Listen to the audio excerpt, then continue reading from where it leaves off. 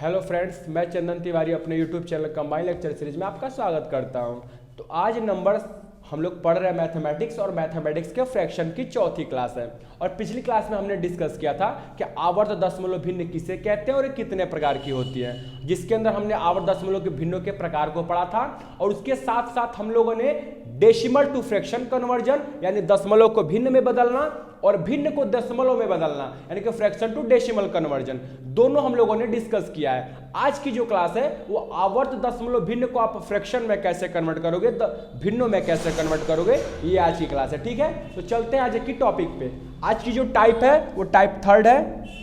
आज की जो टाइप है वो क्या है? Type third. और टाइप थर्ड में क्या हम लोग पढ़ेंगे? टाइप थर्ड में पढ़ेंगे आवर्त दशमलव भिन्नों को भिन्नों में बदलना। आवर्त दशमलव को भिन्नों में बदलना, भिन्नों में बदलना। आवर्त दशमलव भिन्न को आप भिन्न में कैसे कन्वर्ट करोगे, या आवर्त दशमलव में कोई संख्या लिखी है आप उसको फ्रैक्शन में कैसे कन्वर्ट करोगे, आज ये बताना है। ठीक है, देखिए कैसे चेंजिंग होती है। तो मान लेते हैं कि यहां पे एक हम नंबर लिख दिए 0.3। तो क्या ये आवर्त दशमलव भिन्न है? आवर्त दशमलव है? नहीं है। क्यों नहीं है? क्योंकि यहाँ पे 0.3 है, लेकिन ये सिर्फ एक डेसिमल में लिखी गई एक संख्या है, जिसको आप नॉर्मली तरीके से क्या लिख सकते हो? 3/10 लिख सकते हो।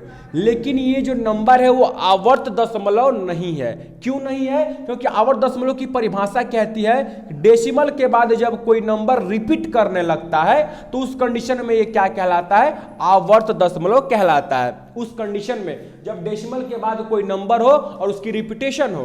तो अब यहां पे मैंने लिख दिया 0.3 और उसके ऊपर हमने बार लगा दिया। इसका मतलब कि डेसिमल के बाद 3 जो लिखा है वो बार बार आवृत्ति हो रही है। तो आप क्या करोगे यहां पे? इसको चेंज करने के लिए आपके पास एक फॉर्मूला होता है, उस फॉर्मूले को आप समझिए। पहले हम कहें कि 0.p, मैंने लिखा 0.p। p मतलब कोई एक नंबर है, आप नंबर को k x y z कुछ भी मान सकते हो। ठीक है, मैंने मान लिया कि 0.p एक डेसिमल के बाद नंबर है और वो डिजिट जो है एक ही डिजिट है और वो डिजिट जो है वो रिपीट कर रही है। तो आप एक ही डिजिट और वो रिपीटेशन जब हो रही हो तो उस कंडीशन में आप क्या करो? p और p/9 कर दिया जाता है। ठीक है, यहां पे अब देखते हैं, समझते हैं। यहां पे 0 है, 0 पॉइंट के बाद एक नंबर p है यानी एक नंबर 3 है। नंबर नहीं, डिजिट वो होती है, तो जो डिजिट है वो p है। तो इस कंडीशन में हमने यहाँ पे 3 देखा। अब लिखा गया है कि p को पहले लिखिए, तो आप 3 को पहले लिख दोगे। ठीक है, और उसके अपॉन में सिर्फ एक डिजिट है और उसकी रिपीटेशन हो रही है, तो उसके लिए आप क्या करते हो? 9 रख देते हो। कैंसिल कर दो, 1/3। तो ये फ्रैक्शन में कन्वर्ट हो गया। ठीक है, दूसरे एग्जांपल को समझते हैं। अगर यहां पे हम लिख दे 0.45, ठीक है, 0.45। अब डेसिमल के बाद तो 2 नंबर आ गए और दोनों नंबर की रिपीटेशन हो रही है, यानी कुछ ये नंबर इस तरीके से आ रहा होगा 4545। यहाँ पे जो 3 है वो क्या है? 3 रिपीटेशन कर रही थी, तो 3 के ऊपर एक बार लगा दिया जाता है। तो पहला तो ये था। अब यहाँ पे ये 454545 का रिपीटेशन हो रहा है, तो इस 45 को बार बार ना लिखने से अपेक्षा हम क्या करें? एक ही बार 4 और 5 कर दिया जाए। ठीक है, तो अब इसका हम एग्जांपल देखते हैं। इसका फॉर्मूला क्या कहता है? इसका फॉर्मूला होता है कि मान लीजिए कोई नंबर PQ के फॉर्म में लिखा गया है, डेसिमल के बाद 2 डिजिट है और दोनों डिजिट रिपीट कर रही है, तो उसको आप क्या करते हो? पहले इस नंबर के PQ को लिख लेते हो, दोनों डिजिट को लिख लेते हो, और दोनों नंबर की रिपीटेशन हो तो दोनों के लिए एक 9 लिख दी जाती है। तो आप इसको कैसे चेंज करोगे? देखिए, पहले आप लिखोगे 45, डिवाइड किससे करना है? 2 9 से, क्योंकि दोनों अंकों की रिपीटेशन हो रही है तो दोनों के लिए एक 9 लिखी जाती है। अब यहां पे हम क्या करेंगे? इसको कैंसिल कर सकते हैं, तो ये कटेगा। देखिए 9 5 जा 45 और इसको आप कैंसिल करोगे तो 11 बार में 9 1 जा 9 9 1 जा 9 कैंसिल हो, तो इसका आंसर आ गया 5/11। अब यदि चाहते हो कि मैं अपने आंसर की जांच करूं कि मेरा आंसर सही है कि नहीं, तो आप 5 में 11 का डिवाइड कर सकते हो। 5 को जब आप 11 से डिवाइड करोगे, डेसिमल लगाओगे कि 0 आ जाए, क्योंकि 5 में डिवाइड होगा नहीं। तो आप 11 का टेबल पढ़ो, 11 4 जा 44, यहाँ पे 6 आ जाता है, यहाँ पे एक कैंसिल हो गया, फिर एक 0 चला गया क्योंकि डेसिमल आपने लगा रखा है। तो 11 का फिर टेबल पढ़ोगे तो 11 5 जा 45, यहाँ पे क्या हो गया 11 5 जा 55, यहाँ पे 5 हो गया और यहाँ पे कैंसिल हो गया। फिर आप एक जीरो लगाओगे, तो एक जीरो लगाओगे तो क्या होगा 11 4 जा 44, यहाँ पे फिर 44 आ गया और यहाँ पे 6 हो गया। फिर यहाँ पे क्या करोगे, फिर एक जीरो आएगा 11 5 जा 45। कुल मिला के ये दिख रहा है आपको कि जो ये क्या हो रहा है, यहाँ पे फिर 11 5 जा 55, यहाँ पे फिर आपको मिल गया 5, तो फिर वही 5 5 4 5 4 5, यानी 4 5 का रिपीटेशन होने लगा, बार बार ये मिलने लगा, यानी आपकी भिन्न क्या है वो सही चेंज हुई है। तो ये था, हमने देखा कि आवर्त दशमलव को हम कैसे फ्रैक्शन में चेंज करते हैं, भिन्न में चेंज करते हैं। लेकिन तब ये कब फार्मूला अप्लाई होगा, ये फार्मूला तब अप्लाई होगा जब ये शुद्ध आवर्त दशमलव हो। क्या हो, शुद्ध, ठीक है, शुद्ध आवर्त हो, आवर्त दशमलव। शुद्ध की परिभाषा तो आप जानते हो कि दशमलव के बाद जब सारे अंकों की रिपीटेशन होती है तो शुद्ध आवर्त कहलाता है। यहां पे मान लेते हैं कि एक ऐसी संख्या जो 3 अंकों की है, PQR मान लेते हैं, और ये तीनों अंक की रिपीटेशन हो रही है, तो आप क्या करोगे, PQR लिख दोगे और इन तीनों के लिए एक एक 9 लिख दोगे। इसका एग्जांपल भी हम देख सकते हैं, अब हम लिख दे 4 5 6, तीनों की रिपीटेशन, तो आप क्या करोगे 4 5 6 अपॉन 9 9 9। अब इसको अगर कैंसिल होता तो कैंसिल करो, नहीं होता तो छोड़ दो। तो यहाँ पे क्या है 6 5 जोड़ोगे तो 11 हो गया, 11 में 4 आप ऐड करो तो 15 हो गया, और 15 यदि डिवाइड होता है 3 से तो पूरी नंबर 3 से डिवाइड हो जाएगी। तो आप ऐसे क्या कर सकते हो, कैंसिल कर सकते हो, 3 1 जा 3, 3 5 जा 15, 3 2 जा 6, ठीक है, और ये आ जाएगा आपका 3 3 जा 9, 3 3 जा 9 और 3 3 जा 9। तो ये आप इसका शॉर्टेड फॉर्म में, लोएस्ट फॉर्म में कन्वर्ट कर सकते हो। तो ये था शुद्ध आवर्त दशमलव को फ्रैक्शन में बदलना, भिन्न में बदलना। लेकिन ये तो ठीक है क्योंकि ये शुद्ध है, और शुद्ध का बहुत प्रोसेस इजी था, जितने अंक हो उतने अंक को लिख के आप उसके बदले में एक 9 रख दो। 2 अंक है तो दोनों को लिखो, डिवाइड में 2 9 रखो। 3 अंकों की रिपीटेशन में 3 अंक लिखो, तीनों के लिए एक एक 9 लिखो। लेकिन जब ये शुद्ध के जगह पे अशुद्ध आ जाए तो आप क्या करोगे, शुद्ध आवर्त तो आसानी से चेंज हो जाती है, आवर्त दशमलव भिन्न में यदि अशुद्ध मिलने लगे तो आप उसको कैसे चेंज करोगे। जैसे कि यहाँ पे कोई ऐसा नंबर हो, जैसे कि मैं लिख दूं 4 और यहाँ पे लिखूं 3, अब यहाँ पे केवल 3 की रिपीटेशन हो रही हो, तो आप क्या करोगे, उसके लिए क्या करना होता है। तो उसके लिए यहाँ पे फॉर्मूला देखिए, हम यहाँ पे लिख दें 0 और P, 0 पॉइंट P और Q। मैं कहूं कि केवल Q की रिपीटेशन हो रही है, तो आप क्या करोगे, इसका फॉर्मूला होता है कि पहले आप P और Q को लिख दीजिए, ठीक है, P और Q को लिख दीजिए जो नंबर हो। इसके बाद जिसका रिपीटेशन नहीं हो रहा है, किसका रिपीटेशन नहीं हो रहा है, P का, उस P को आप माइनस कर लो, ठीक है, P को माइनस कर दिया गया। अब क्या करेंगे, कितने अंकों की रिपीटेशन हो रही है, तो सिर्फ एक अंकों की रिपीटेशन हो रही है Q की, तो Q के लिए आप एक 9 रख दो, ठीक है। अब देखेंगे कि ये जो P है वो कितने ऐसे अंक हैं जिनकी रिपीटेशन नहीं हो रही है, तो केवल एक अंक ऐसा बच जा रहा है जिसकी रिपीटेशन नहीं हो रही है। तो यदि एक है, एक डिजिट है, तो उसके लिए 0 लिख दो, ये फॉर्मूला हो गया। यानी अब इसको चेंज करके देखते हैं, क्या करेंगे, पहले PQ के लिए PQ यानी कि 4 3 को लिख दिया जाए, 4 3 लिख देगा। अब जिसकी रिपीटेशन ना हो रही उसको माइनस कर दो, तो 4 की रिपीटेशन नहीं हो रही, आप उसको माइनस कर दो, कर दिया गया। अब क्या करेंगे, कितने अंकों की रिपीटेशन हो रही है, सिर्फ एक अंक की, तो हम एक अंक के लिए 19 कर दिए। और कितने अंक की रिपीटेशन नहीं हो रही है, तो एक अंक की रिपीटेशन नहीं हो रही, तो उसके लिए आप एक 0 लगा दो।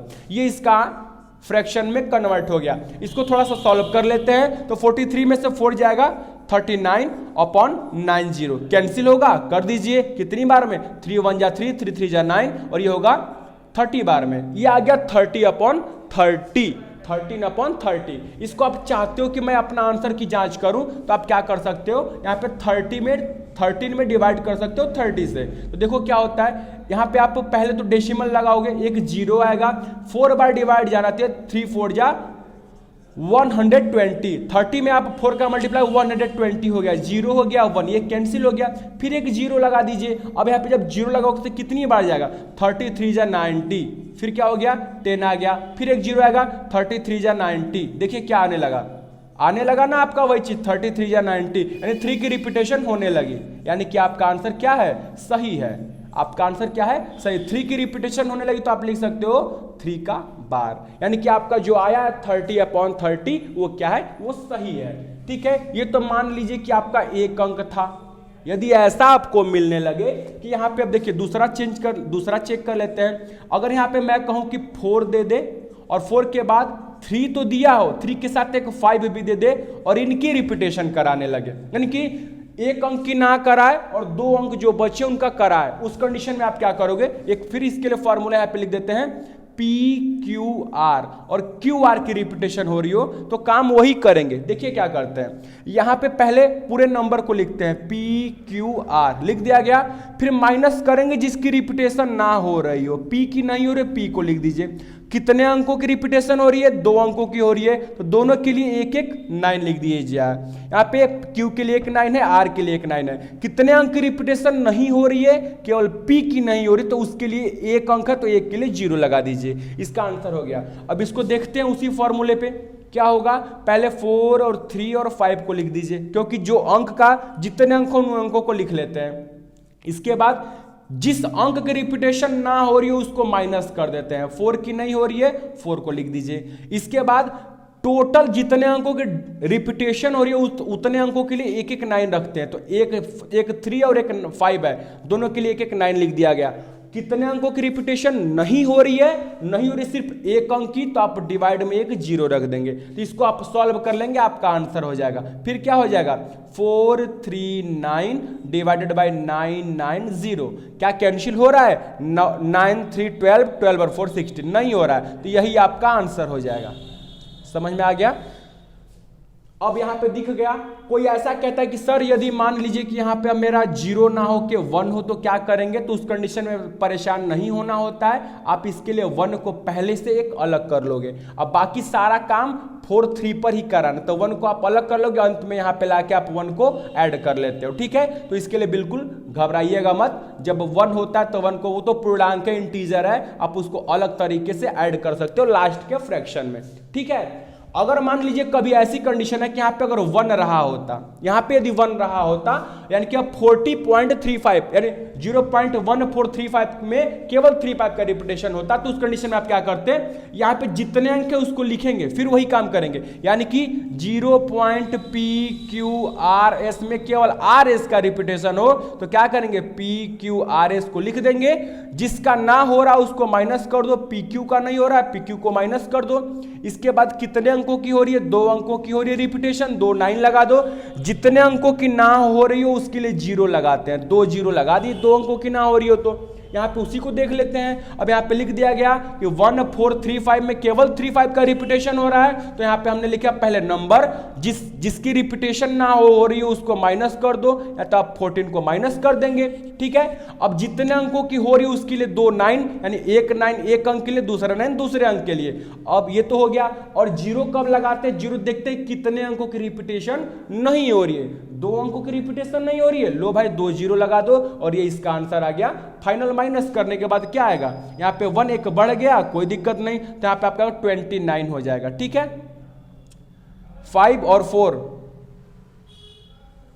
पहली बार में मैंने लग रहा है मिस्टेक कर रखी थी, क्योंकि 5 में से 4 जाएगा तो यहाँ पे 1 हुआ होता, ठीक है। तो यहाँ पे क्या होता, 4 3 और यहाँ से आपका 4 4 1 होना चाहिए था, ठीक है। पिछली बार 4 4 1 हुआ होता, माइनस मैंने देखा था, ठीक है। तो यहाँ पे अब क्या करेंगे, यहाँ पे माइनस कर देंगे, तो यहाँ पे क्या करेंगे, 5 में से 4 गया 1, 3 में से 1 गया 2, और यहाँ पे आपका 1 और 4, तो आपका आंसर क्या आ गया, 1 4 2 1, ठीक है, 1 4 2 1।